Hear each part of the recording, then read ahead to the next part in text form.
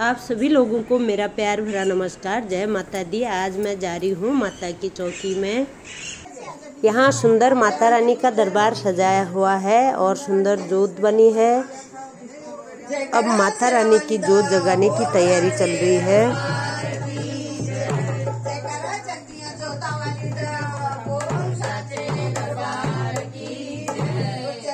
पहाड़ा वाली माता तेरी सदा जय, सोने सोने मंदिरा वाली माता तेरी सदा जय, घर में सुख शांति बरकाने वाली माता तेरी सदा जय, खुले खुले दर्शन देने वाली माता तेरी सदा जय, जय करा मसेरा वाली बोल साचे दरबार की जय।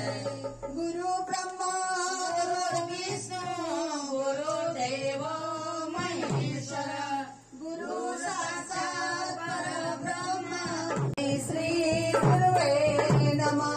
जय गुरु महाराज की जय। वक्रतुंड महाकाय सूर्यकोटि समप्रभ।